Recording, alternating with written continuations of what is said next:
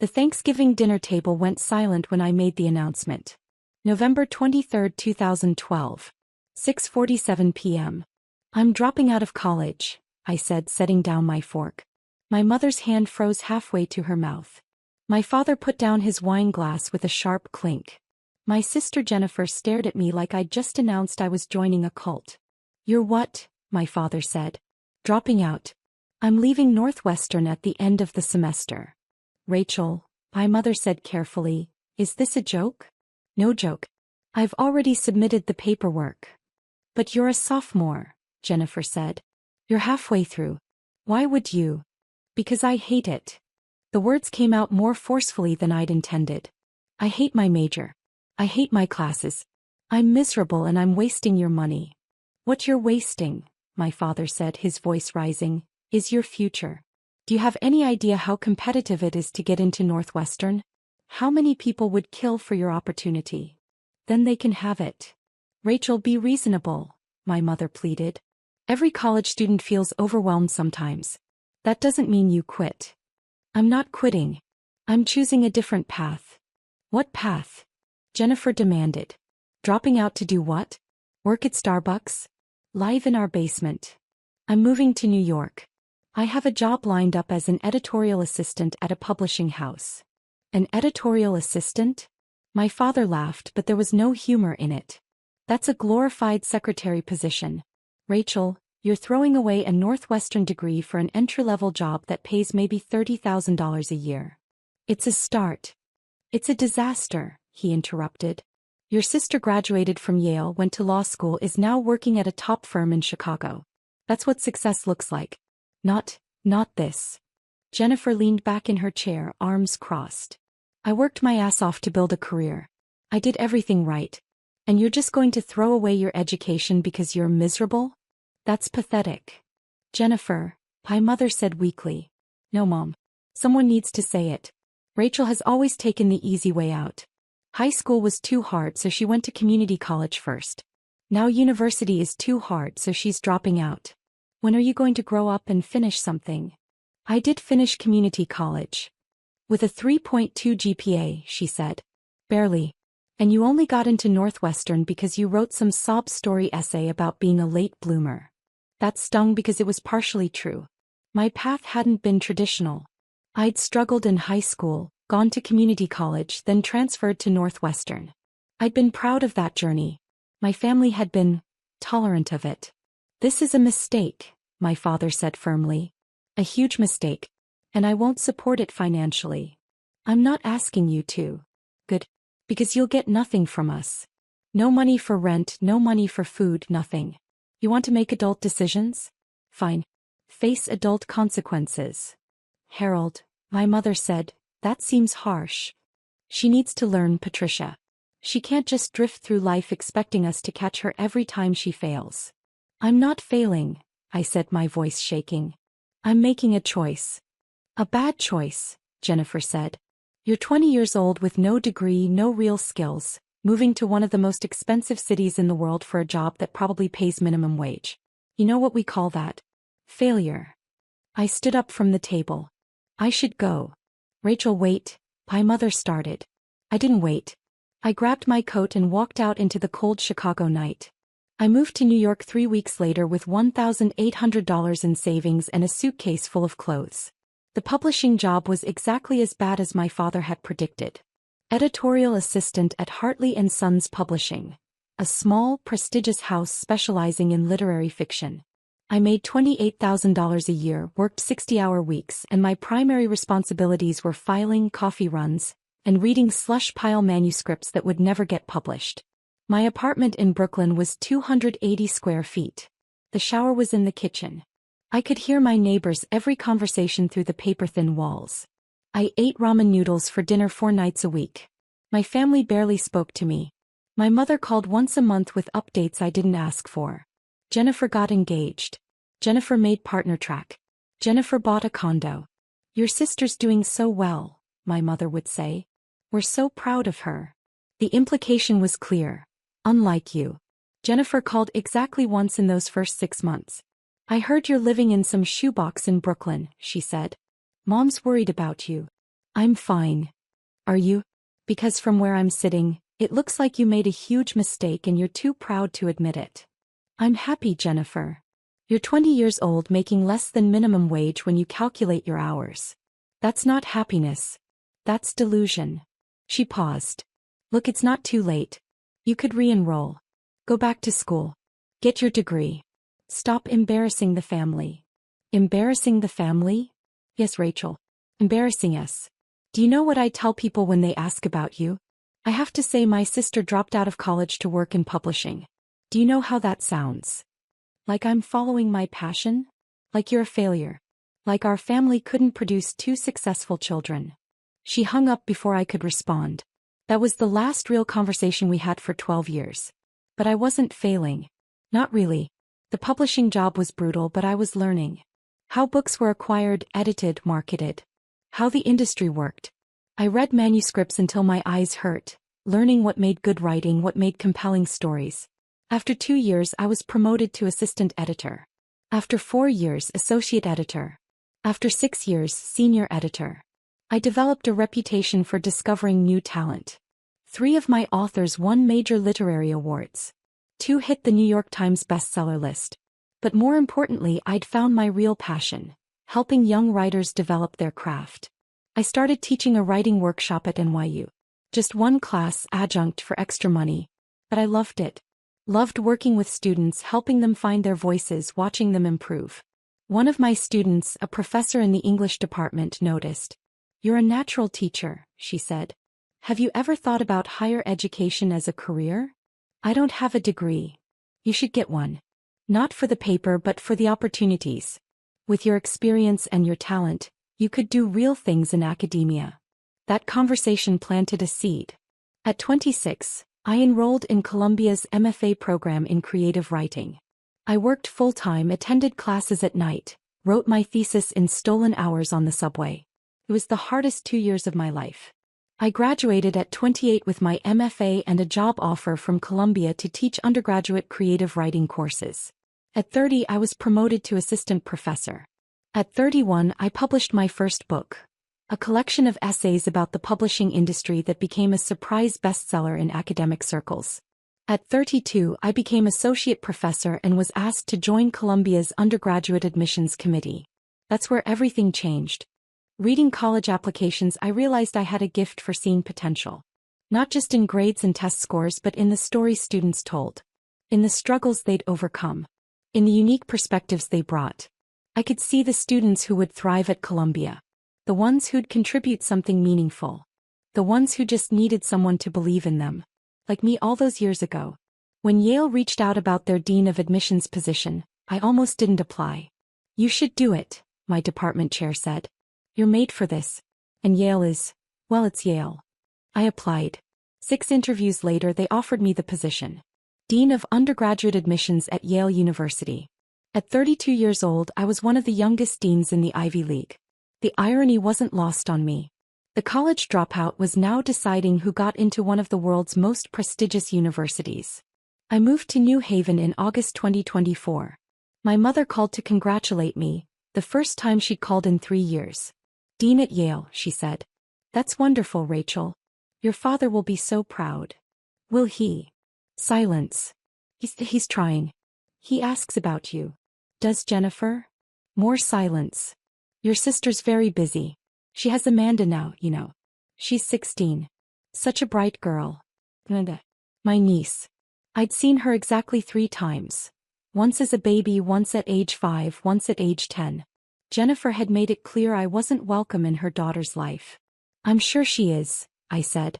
Maybe now that you're doing well you could reconnect? With Jennifer? With all of us.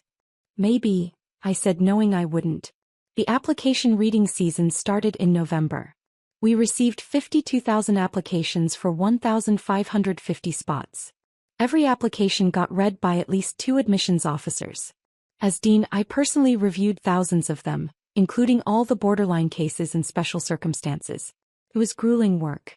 Reading applications from brilliant students who'd overcome incredible odds. Students who'd started nonprofits, conducted research, won international competitions. Students who'd survived poverty, violence, loss. Most of them we'd have to reject. That was the hardest part. I was in my office on a Friday evening in January 2025, reviewing a stack of applications from the Chicago area. My eyes were tired. I was on my fourth coffee of the day. Then I saw the name. Amanda Chin. My sister's married name was Chin. Her husband David Chin, the corporate lawyer she'd married 11 years ago. My hands started shaking. I opened the application. Amanda Chin. Age 17. Northbrook High School, Northbrook, Illinois. GPA, 4.0 unweighted. SAT 1570. Valedictorian. National Merit Finalist. Captain of debate team. Volunteer at local literacy nonprofit. Impressive. Very impressive. She'd applied as a prospective English major. Wanted to be a writer. I scrolled to her personal essay. The prompt. Reflect on a time when you faced a challenge or obstacle. What did you learn from the experience? I started reading. My family doesn't talk about my Aunt Rachel. I grew up hearing whispers. How she dropped out of college, how she threw away her opportunities, how she became the family embarrassment. My mother would shake her head whenever someone asked about her sister. Rachel made her choices, she'd say. Bad choices. For years I thought my aunt was a cautionary tale. A warning about what happens when you quit, when you don't follow through, when you disappoint your family. My mother used her as an example whenever I complained about school. Do you want to end up like Rachel? She'd ask. Working some dead-end job because you couldn't finish what you started? The lesson was clear. Rachel was a failure. Our family's black sheep. The one we'd overcome. Then when I was 16 I Googled her. I stopped reading. Closed my eyes. This was my niece's college essay. About me. About how I was the family failure. I should recuse myself. Pass this application to another admissions officer. That would be the ethical thing to do. That I kept reading. I expected to find nothing, or worse, confirmation of the family narrative. Some sad Facebook profile, maybe a LinkedIn showing a series of unremarkable jobs. What I found instead shocked me. Dr. Rachel Chin. MFA from Columbia. Published author. Professor. And now, Dean of Undergraduate Admissions at Yale University. My failure, Aunt was the Dean of Admissions at Yale. I sat in my bedroom staring at her faculty photo, my entire worldview cracking. Everything my mother had told me was wrong. Rachel hadn't failed. She'd succeeded spectacularly. I started researching further. I found her book, Against the Grain, Alternative Paths in Publishing and Academia. I read every interview she'd given. I learned about her path: community college, Northwestern dropout, publishing industry, MFA professorship, Yale.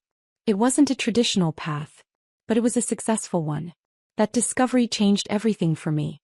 I'd spent my whole life following the right path.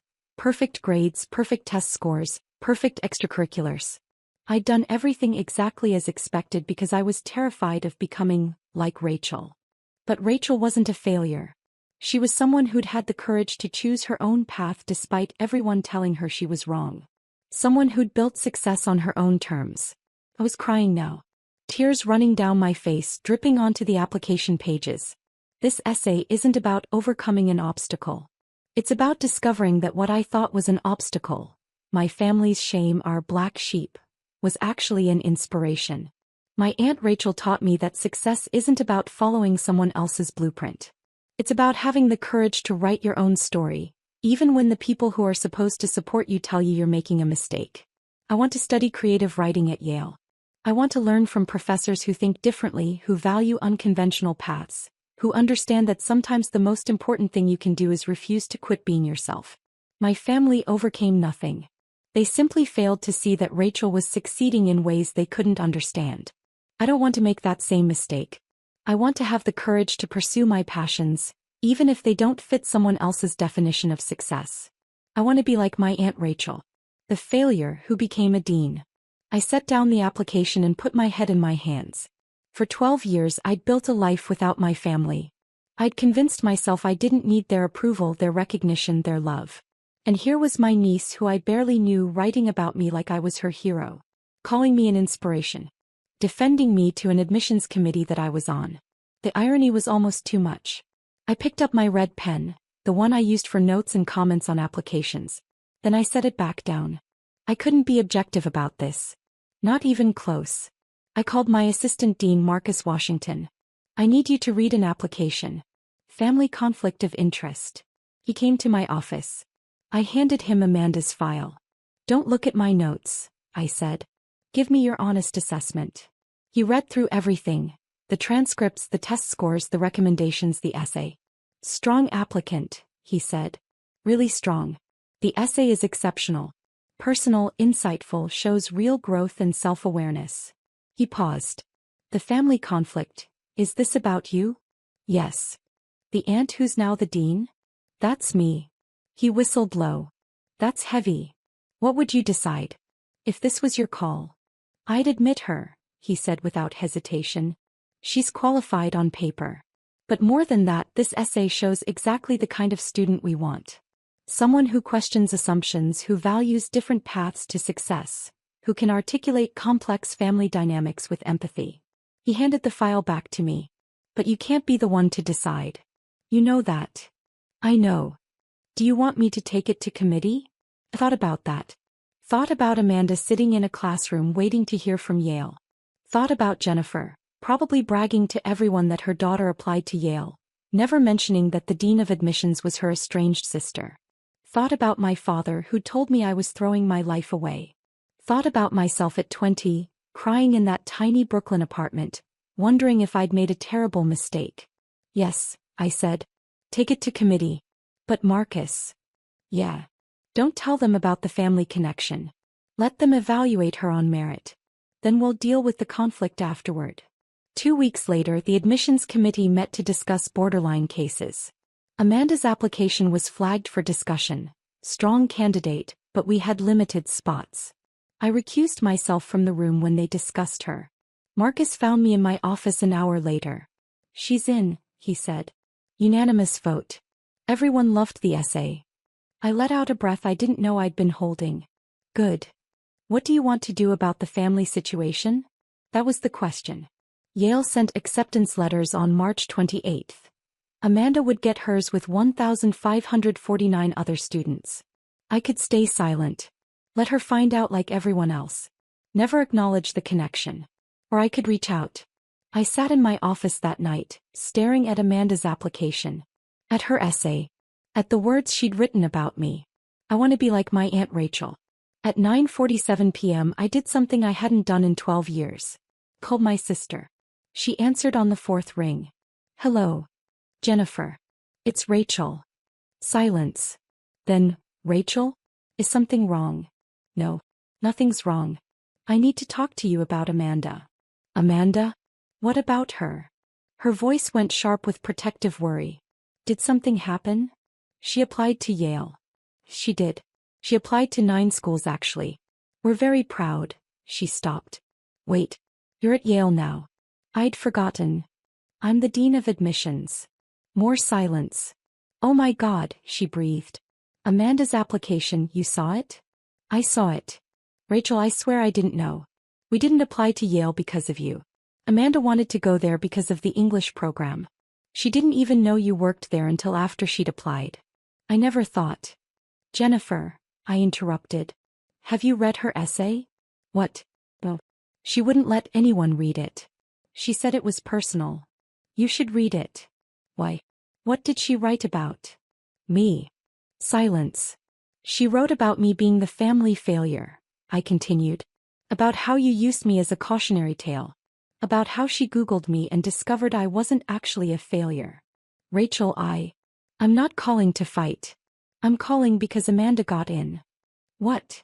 She was accepted to Yale. Unanimous vote from the admissions committee. She's an exceptional candidate. I could hear Jennifer crying on the other end of the line. She got into Yale, she whispered. Oh my God. Rachel, thank you. Don't thank me. I recused myself from the decision. She got in on merit. But there's something you need to know. What? Your daughter thinks I'm an inspiration. She wrote a beautiful essay about having the courage to follow her own path. About not being afraid to be different. I paused. Jennifer, for 12 years you've told her I was a failure. And despite that, or maybe because of it, she's learned one of the most important lessons anyone can learn. That success looks different for everyone. I was wrong, Jennifer said, her voice breaking. Rachel, I was so wrong. About everything. About you dropping out, about your choices, about... She stopped.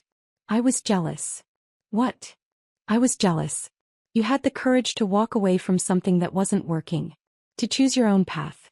I've spent my entire life doing what everyone expected. Getting the grades, getting the degree, getting the job, getting married, having the baby. And I'm miserable. I'd never heard my sister talk like this.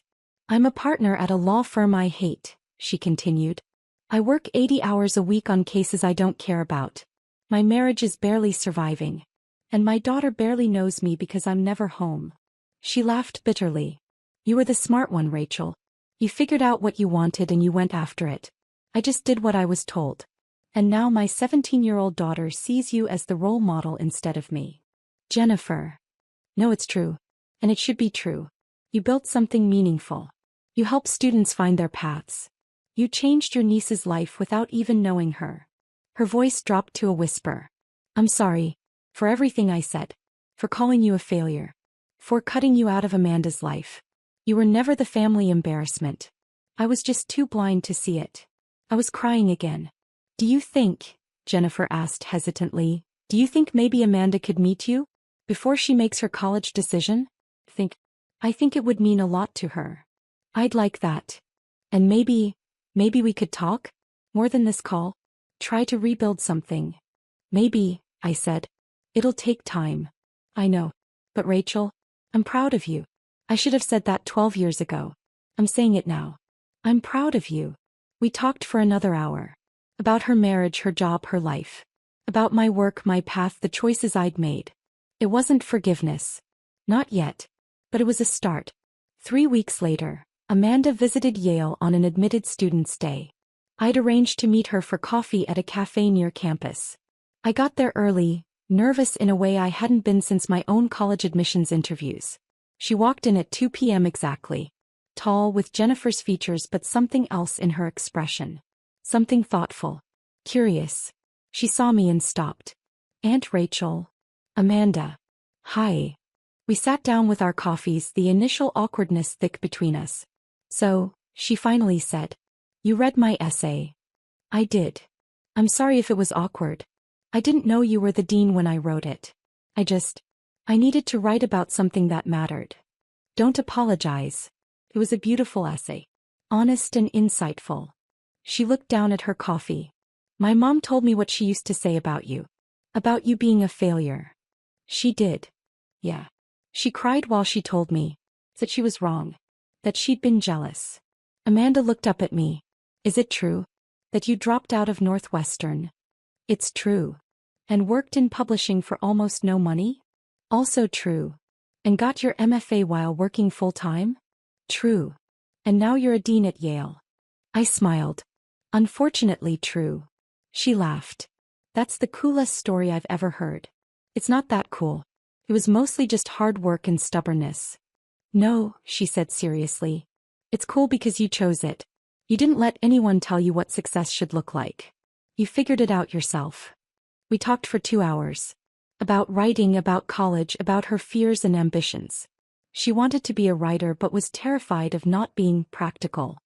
My mom wants me to major in economics, she said. Have a backup plan. What do you want to major in? English. Creative writing. But everyone says that's impractical. I leaned forward. Amanda, do you know why I became dean of admissions? Why? Because I spent my whole life being told I was doing things the wrong way. Dropping out was wrong. Publishing was wrong. Getting my MFA was wrong. And every time someone told me I was wrong, I proved them wrong. I paused.